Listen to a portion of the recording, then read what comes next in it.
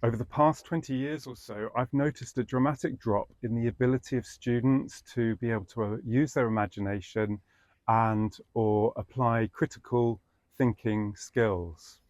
I think this is partly down to the fact that students are not appreciating the value of the drawn image anymore. I see so many students relying on found images rather than them thinking of an image and drawing it for themselves. This, over time, discourages them when they look at the difference between a found image and an image that they might feel they are able to produce. If you're not thinking for yourself, but used to actually receiving information and working out how you regurgitate what you were told, it's a very different thinking process to what do I think about that piece of information, or even better, what do I want to learn? What is it I want to ask about this particular subject or this activity that I'm currently in?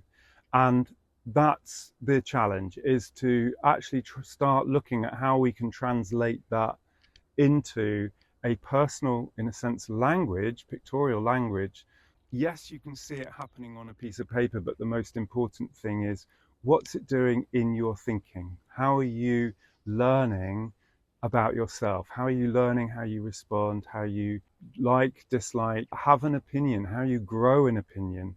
And the important thing is how you appreciate other people's feelings and other people's opinions. Then the next step might be applying critical thinking skills and actually make analytical decisions through that whole process of how do I see it in my mind's eye.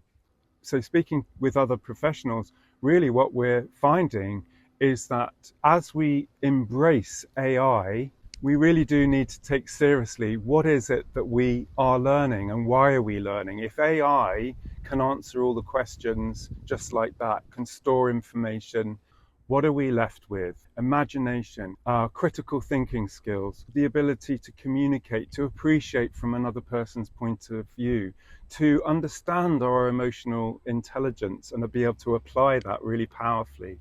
I have witnessed over the last 30 years how these drawn-based gridding activities really can open up a young person's imagination. I'm inviting you to join the Footnotes community on a series of webinars and to access other learning material available through the Footnotes program. So please do feel free to follow the link below, make the connection, and I look forward to inviting you into this really important conversation.